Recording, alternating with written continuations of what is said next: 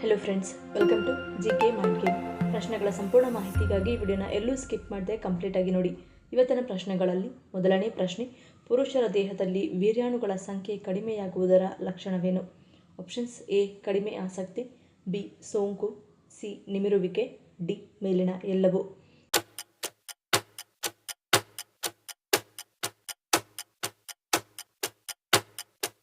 ಸರಿಯಾದ ಉತ್ತರ option D ಮೇಲಿನ ಎಲ್ಲವೂ. ದೈಹಿಕ ಸಂಬಂಧ ಹೊಂದಲು ಬಯಸದಿರುವುದು, ನಿಮಿರುವಿಕೆಯನ್ನು ಕಾಯ್ದುಕೊಳ್ಳುವಲ್ಲಿ ತೊಂದರೆಗಳು, ವೀರ್ಯದ ಕೊರತೆಯು ವೃಷ್ಣಗಳಿಂದ ಹೊರಬರುವ ರಕ್ತನಾಳಗಳಲ್ಲಿ ಊತವನ್ನು ಉಂಟುಮಾಡುವುದು, ಕೆಲವು ಲೈಂಗಿಕವಾಗಿ ಹರಡುವ ಸೋಂಕುಗಳು ವೀರ್ಯಾಣುಗಳ ಸಂಖ್ಯೆ ಕಡಿಮೆಯಾಗಲು ಕಾರಣವಾಗಬಹುದು, ವೀರ್ಯಸ್ಖಲನ ಸಮಸ್ಯೆಗಳು ಕಡಿಮೆ ವೀರ್ಯಾಣು ಸಂಖ್ಯೆ ಸಂಕೇತವೂ ಆಗಿರಬಹುದು, ವೃಷ್ಣಗಳಲ್ಲಿ ನೋವು ಅಥವಾ ಗೆಡ್ಡೆ, ಆಗಾಗ್ಗೆ ಉಸಿರಾಟದ ಸೋಂಕುಗಳು ಕೂಡ ಕಡಿಮೆ ವೀರ್ಯಾಣು ಸಂಖ್ಯೆಯ ಲಕ್ಷಣಗಳಾಗಿರುತ್ತವೆ. ಎರಡನೇ ಪ್ರಶ್ನೆ, ಕೆಲವರಲ್ಲಿ ಕಣ್ಣುಗಳು ಕೆಂಪಗಾಗಲು ಕಾರಣವೇನು? Options: A allergy, B dehydration, C ಧೂಳು, ಡಿ ಮೇಲಿನ ಎಲ್ಲವೂ.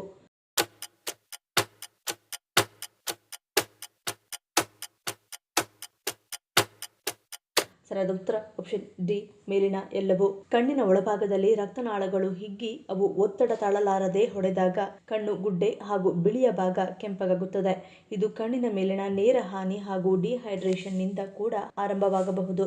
ಕಣ್ಣಿಗೆ ಸಂಬಂಧಿಸಿದ ಕೆಲವು ದೀರ್ಘಕಾಲದ ಅಲರ್ಜಿಗಳು, ಧೂಳಿನಿಂದ ಉಂಟಾಗುವ ಅಲರ್ಜಿ, ಕೆಲವು ಪರಾಗಜೀವಿಗಳಿಂದ ಉಂಟಾಗುವ ಅಲರ್ಜಿಯಿಂದ ಕಣ್ಣಿನಲ್ಲಿ ತುರಿಕೆಯುಂಟಾಗಬಹುದು ಹಾಗೂ ಅದು ಕೆಂಪದಾದ ಕಣ್ಣಿಗೆ ಕಾರಣವಾಗಬಹುದು.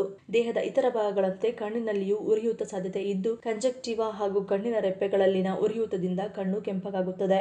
ಇನ್ನು ಕೆಲವರು ಅನಿಯಮಿತ ನಿದ್ರೆ ಅಥವಾ ಅತಿ ಕಡಿಮೆ ಅವಧಿಯ ನಿದ್ರೆ ಮಾಡುವುದರಿಂದ ಕಣ್ಣಿನ ಸ್ನಾಯುಗಳಿಗೆ ಒತ್ತಡ ಹೆಚ್ಚಿ ಅವು ಕೆಂಪು ಬಣ್ಣಕ್ಕೆ ತಿರುಗುತ್ತವೆ.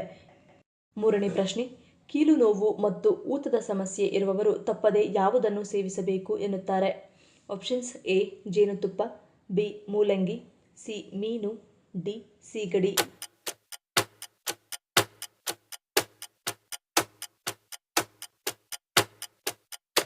ಸರಿಯಾದ ಉತ್ತರ ಆಪ್ಷನ್ ಬಿ ಮೂಲಂಗಿ. ಯಾರಿಗೆ ದೇಹದಲ್ಲಿ ಯೂರಿಕ್ ಆಸಿಡ್ ಹೆಚ್ಚಾಗಿರುತ್ತದೆ ಅವರು ಮೂಲಂಗಿ ಸೇವಿಸುವುದು ಬಹಳ ಒಳ್ಳೆಯದು. ಏಕೆಂದರೆ ಮೂಲಂಗಿಯಲ್ಲಿ ಪ್ಯೂರಿನ್ ಪ್ರಮಾಣ ಹೆಚ್ಚಾಗಿ ಕಂಡುಬರುತ್ತದೆ. ಮೂಲಂಗಿಯಲ್ಲಿ ನಮಗೆ ವಿಟಮಿನ್ ಬಿ6, ಫೋಲೇಟ್ ಮತ್ತು ವಿಟಮಿನ್ 6 ಹೆಚ್ಚಾಗಿ ಕಂಡುಬರುತ್ತದೆ. ಇದು ಯೂರಿಕ್ ಆಮ್ಲದ ನಿಯಂತ್ರಣದಲ್ಲಿ ಸಹಾಯ ಮಾಡುವುದು ಮಾತ್ರವಲ್ಲದೆ ಕೀಲು ನೋವು ಮತ್ತು ಊತವನ್ನು ಕೂಡ ಕಂಟ್ರೋಲ್ ಮಾಡುತ್ತದೆ. ಮೂಲಂಗಿಯನ್ನು ಸೇವನೆ ಮಾಡುವುದರಿಂದ ರಕ್ತದಲ್ಲಿರುವಂತಹ ಹೆಚ್ಚಿನ ಯೂರಿಕ್ ಆಮ್ಲವನ್ನು ತೆಗೆದುಹಾಕಲು ನೆರವಾಗುವುದು ಮಾತ್ರವಲ್ಲದೆ ಗೌಟ್ ಸಮಸ್ಯೆ ನಿಯಂತ್ರಣದಲ್ಲೂ ಸಹಾಯ ಮಾಡುತ್ತದೆ. ನಾಲ್ಕನೇ ಪ್ರಶ್ನೆ, ಹಳದಿ ಹಾಗೂ ಕೆಂಪು ಬಣ್ಣವನ್ನು ಹೊಂದಿರುವ ನಮ್ಮ ಕರ್ನಾಟಕದ ಬಾವುಟ ಏನನ್ನು ಸೂಚಿಸುತ್ತದೆ? ಆಪ್ಷನ್ಸ್: ಎ ಏಕತೆ, ಬಿ ಸಂಸ್ಕೃತಿ, ಸಿ ಶಾಂತಿ, ಡಿ ಧೈರ್ಯ.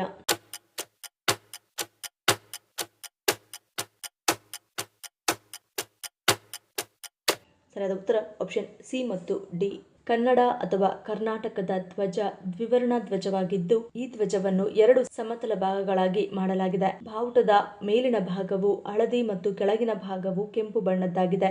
ಹಳದಿ ಬಣ್ಣವು ಶಾಂತಿಯನ್ನು ಮತ್ತು ಕೆಂಪು ಬಣ್ಣವು ಧೈರ್ಯವನ್ನು ಸೂಚಿಸುತ್ತದೆ. ಹಾಗೆಯೇ ಧ್ವಜದ ಹಳದಿ ಬಣ್ಣವು ಅರಿಶಿಣ ಮತ್ತು ಕೆಂಪು ಬಣ್ಣವು ಕುಂಕುಮದ ಸಂಕೇತವಾಗಿದೆ. ಕೆಂಪು ಬಣ್ಣ ಅಭಿವೃದ್ಧಿಯ ಸಂಕೇತ, ಅರಿಶಿಣ ಬಣ್ಣ ಆರೋಗ್ಯಕರ ಸಮಾಜದ ಸಂಕೇತವಾಗಿದೆ. ಇವೆರಡೂ ಮಂಗಳವನ್ನು ಮತ್ತು ಯೋಗಕ್ಷೇಮವನ್ನು ಸೂಚಿಸುತ್ತದೆ.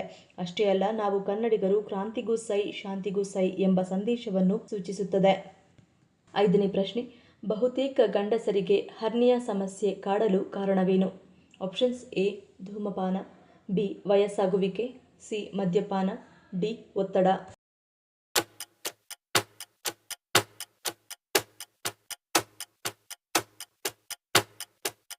ಸರಿಯಾದ ಉತ್ತರ ಆಪ್ಷನ್ ಎ ಮತ್ತು ಬಿ. ಧೂಮಪಾನವು ರಕ್ತನಾಳಗಳನ್ನು ದುರ್ಬಲಗೊಳಿಸುತ್ತದೆ. ಇದು ಕಿಬ್ಬೊಟ್ಟೆಯ ಸ್ನಾಯುಗಳನ್ನು ಹಾನಿಗೊಳಿಸುತ್ತದೆ ಮತ್ತು ಹರ್ನಿಯಾಗೆ ಕಾರಣವಾಗಬಹುದು. ಪುರುಷರಿಗೆ ವಯಸ್ಸಾದಂತೆ ಅವರ ಸ್ನಾಯುಗಳು ದುರ್ಬಲಗೊಳ್ಳುತ್ತವೆ. ಇದು ಕೂಡ ಹರ್ನಿಯಾದ ಅಪಾಯವನ್ನು ಹೆಚ್ಚಿಸುತ್ತದೆ. ಭಾರವಾದ ವಸ್ತುಗಳನ್ನು ಪದೇ ಪದೇ ಎತ್ತುವುದರಿಂದ ಹೊಟ್ಟೆಯ ಸ್ನಾಯುಗಳ ಮೇಲೆ ಒತ್ತಡ ಉಂಟಾಗುತ್ತದೆ ಮತ್ತು ಬೊಜ್ಜು ಹೊಟ್ಟೆಯ ಸ್ನಾಯುಗಳ ಮೇಲೆ ಹೆಚ್ಚುವರಿ ಒತ್ತಡವನ್ನು ಬೀರುವುದರಿಂದ ಹರ್ನಿಯಾದ ಅಪಾಯವನ್ನು ಹೆಚ್ಚಿಸುತ್ತದೆ. ಆರನೇ ಪ್ರಶ್ನೆ, ಥೈರಾಯ್ಡ್ ಕಾಯಿಲೆ ಬರಲು ಪ್ರಮುಖ ಕಾರಣವೇನು? ಆಪ್ಷನ್ಸ್: ಎ ಬೊಜ್ಜು, ಬಿ ಗರ್ಭಧಾರಣೆ, ಸಿ ಒತ್ತಡ, ಡಿ ಆನುವಂಶಿಕ.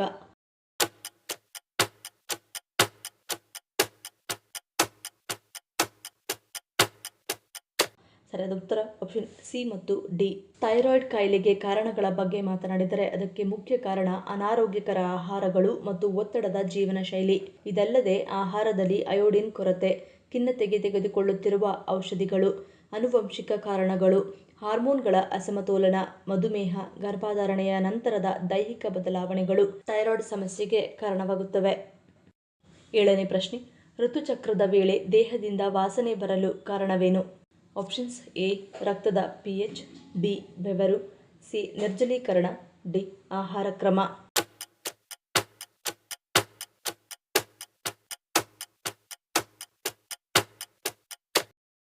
ಸರಿಯಾದ ಉತ್ತರ ಆಪ್ಷನ್ ಎ ಮತ್ತು ಬಿ. ಮುಟ್ಟಿನ ಸಮಯದಲ್ಲಿ ಹಾರ್ಮೋನ್ಗಳ ಬದಲಾವಣೆಗಳು ಸ್ವಲ್ಪ ವಾಸನೆಯನ್ನುಂಟು ಮಾಡಬಹುದು. ಯೋನಿ ಪ್ರದೇಶದಲ್ಲಿ ನೈಸರ್ಗಿಕ ಬ್ಯಾಕ್ಟೀರಿಯಾಗಳು ವಾಸನೆಯನ್ನು ಉಂಟುಮಾಡುತ್ತವೆ. ರಕ್ತದ pH ಮಟ್ಟವು ವಾಸನೆಯನ್ನು ಉಂಟುಮಾಡುತ್ತದೆ. ಬೆವರು ಮುಟ್ಟಿನ ರಕ್ತದೊಂದಿಗೆ ಬೆರೆಯಬಹುದು, ವಿಶೇಷವಾಗಿ ನೀವು ವ್ಯಾಯಾಮ ಮಾಡುತ್ತಿದ್ದರೆ ಅಥವಾ ಅದು ಬಿಸಿಯಾಗಿದ್ದರೆ. ಮುಟ್ಟಿನ ರಕ್ತವು ಕೆಟ್ಟ ವಾಸನೆ ಬರುವುದು ಸಂಪೂರ್ಣವಾಗಿ ಸಾಮಾನ್ಯ. ಹೊರಬರುವ ರಕ್ತವು ಫಲವತ್ತಾಗದ ಮೊಟ್ಟೆಗಳು, ಗರ್ಭಾಶಯದ ಒಳಪದರ ರಕ್ತ, ಯೋನಿಯಲ್ಲಿರುವ ಬ್ಯಾಕ್ಟೀರಿಯಾಗಳು, ಯೋನಿಯ ಆಮ್ಲೀಯ ವಾತಾವರಣ ಇತ್ಯಾದಿಗಳನ್ನು ಒಳಗೊಂಡಿರುತ್ತದೆ. ಆದ್ದರಿಂದ ರಕ್ತವು ಕೆಟ್ಟ ವಾಸನೆಯನ್ನು ಹೊಂದಿರುವುದು ಸಂಪೂರ್ಣವಾಗಿ ಸಾಮಾನ್ಯವಾಗಿರುತ್ತದೆ.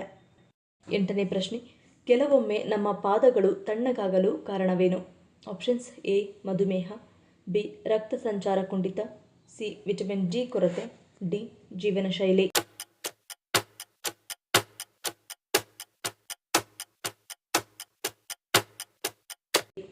ಸರಿಯಾದ ಉತ್ತರ ಆಪ್ಷನ್ ಎ ಮತ್ತು ಬಿ.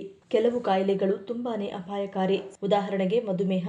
ಈ ಕಾಯಿಲೆಯ ರೋಗಲಕ್ಷಣಗಳು ಅಷ್ಟು ಸುಲಭವಾಗಿ ಪತ್ತೆ ಹಚ್ಚಲು ಸಾಧ್ಯವಿಲ್ಲ, ಏಕೆಂದರೆ ಈ ಕಾಯಿಲೆ ಕಾಣಿಸಿಕೊಂಡರೆ ರಕ್ತನಾಳಗಳು ಹಾನಿ ಉಂಟಾಗುವುದು ಮಾತ್ರವಲ್ಲದೆ ಇದ್ದಕ್ಕಿದ್ದಂತೆ ಕೈಕಾಲುಗಳು ತಣ್ಣಗೆ ಆಗಿಬಿಡುತ್ತವೆ. ರೋಗನಿರೋಧಕ ಶಕ್ತಿ ಕಡಿಮೆಯಾಗಿ ದೇಹದಲ್ಲಿ ಹಿಮೋಗ್ಲೋಬಿನ್ ಪ್ರಮಾಣ ಕೂಡ ಕಡಿಮೆಯಾಗಿಬಿಡುತ್ತದೆ. ಅಂದರೆ ಈ ಸಂದರ್ಭದಲ್ಲಿ ಆತನ ದೇಹದಲ್ಲಿ ಕೆಂಪು ರಕ್ತ ಕಣಗಳು ಉತ್ಪತ್ತಿ ಕೂಡ ಕಡಿಮೆಯಾಗಿ ಬಿಡುತ್ತವೆ. ಇದೇ ಕಾರಣದಿಂದಲೇ ಹಿಮೋಗ್ಲೋಬಿನ್ ಪ್ರಮಾಣ ಕುಸಿಯುತ್ತದೆ ಮತ್ತು ದೇಹದಲ್ಲಿ ಆಮ್ಲಜನಕದ ಪ್ರಮಾಣದಲ್ಲಿ ಕೂಡ ಏರುಪೇರು ಉಂಟಾಗಿಬಿಡುತ್ತದೆ. ಪ್ರಮುಖವಾಗಿ ದೇಹದಲ್ಲಿ ಸರಿಯಾಗಿ ರಕ್ತ ಸಂಚಾರವಾಗದೇ ಇರುವ ಕಾರಣದಿಂದಾಗಿ ಕಾಲಿನ ಪಾದ ಹಾಗೂ ಕೈಗಳು ತಂಪಾಗಿ ಇರುತ್ತವೆ.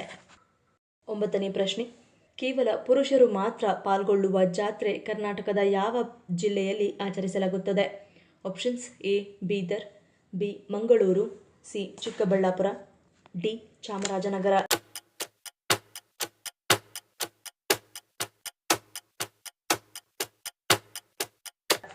ಸರಿಯಾದ ಉತ್ತರ ಆಪ್ಷನ್ ಡಿ ಚಾಮರಾಜನಗರ. ಚಾಮರಾಜನಗರ ಗಡಿಭಾಗದಲ್ಲಿರುವ ತಾಳವಾಡಿ ತಾಲೂಕಿನ ಶ್ರೀ ಕೊಂಗಳ್ಳಿ ಮಲ್ಲಿಕಾರ್ಜುನ ಸ್ವಾಮಿ ಬೆಟ್ಟದಲ್ಲಿ ಅದ್ದೂರಿಯಾಗಿ ಜಾತ್ರೆ ಕೊಂಡೋತ್ಸವ ನಡೆಯುತ್ತದೆ. ಈ ಜಾತ್ರೆಯಲ್ಲಿ ಪುರುಷರಷ್ಟೇ ಪಾಲ್ಗೊಳ್ಳುತ್ತಾರೆ. ಶ್ರೀ ಕೊಂಗಳ್ಳಿ ಮಲ್ಲಿಕಾರ್ಜುನ ಸ್ವಾಮಿಯು ಪವಾಡ ಪುರುಷ ಮಹದೇಶ್ವರರ ಸಮಕಾಲೀನರಾಗಿದ್ದು ಘೋರ ತಪಸ್ವಿಯಾಗಿದ್ದರು. ತನ್ನ ದರ್ಶನಕ್ಕೆ ಮಹಿಳೆಯರ ಪ್ರವೇಶ ನಿಷೇಧ ಮಾಡಿದ ಹಿನ್ನೆಲೆ ಶತಮಾನಗಳಿಂದ ದೇವರ ದರ್ಶನ ಇರಲಿ, ದೇವಾಲಯ ಆವರಣಕ್ಕೂ ಮಹಿಳೆಯರಿಗೆ ಪ್ರವೇಶವಿಲ್ಲ. ಕಾರ್ತಿಕ ಮಾಸ, ಶಿವರಾತ್ರಿ ಸೇರಿದಂತೆ ಇಲ್ಲಿ ನಡೆಯುವ ಜಾತ್ರೆಗಳು, ವಿಶೇಷ ಉತ್ಸವಗಳಲ್ಲಿ ಪುರುಷರಷ್ಟೇ ಭಾಗಿಯಾಗುತ್ತಾರೆ. 10ನೇ ಪ್ರಶ್ನೆ, ಪಾಂಡವರ ಬತ್ತಿ ಮರ ಎಂದು ಕರೆಯಲ್ಪಡುವ ಮರಗಳು ಹೆಚ್ಚಾಗಿ ಕರ್ನಾಟಕದ ಯಾವ ಭಾಗದಲ್ಲಿ ಕಂಡುಬರುತ್ತವೆ? Options A Biligiri Rangana Betta, B Kudremukh, C Dandeli, D Bandipur.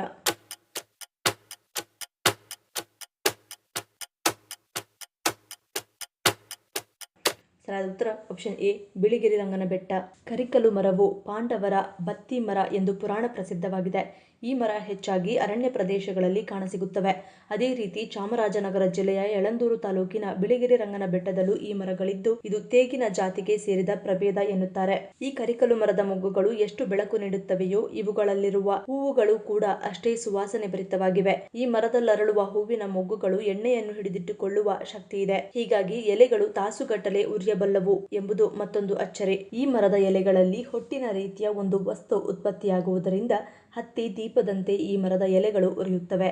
ಇದರ ಮೊಗ್ಗಿಗೆ ಎಣ್ಣೆ ಸವರಿ ಹೊತ್ತಿಸಿದಾಗ ಕೂಡ ಹಣತೆಯಂತೆ ಉರಿಯುತ್ತದೆ.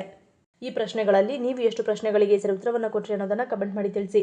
ಈ ವಿಡಿಯೋ ನಿಮ್ಗೆ ಇಷ್ಟ ಆಗಿದ್ರೆ ಮರಿದೇ ಲೈಕ್ ಮಾಡಿ, ಶೇರ್ ಮಾಡಿ, ಸಬ್ಸ್ಕ್ರೈಬ್ ಮಾಡಿ. ನನ್ನ ಚಾನಲ್ನ ಇನ್ನೂ ಸಬ್ಸ್ಕ್ರೈಬ್ ಮಾಡಿದೆ ಹಾಗೆ ವಿಡಿಯೋಸ್ ನೋಡ್ತಿದ್ರೆ ಪ್ಲೀಸ್ ಸಬ್ಸ್ಕ್ರೈಬ್ ಮಾಡಿ, ಸಪೋರ್ಟ್ ಮಾಡಿ. ಮತ್ತೊಂದು ಇಂಟ್ರೆಸ್ಟಿಂಗ್ ವಿಡಿಯೋನಿಗೆ ಸಿಗ್ತೀನಿ. Until love you all, take care.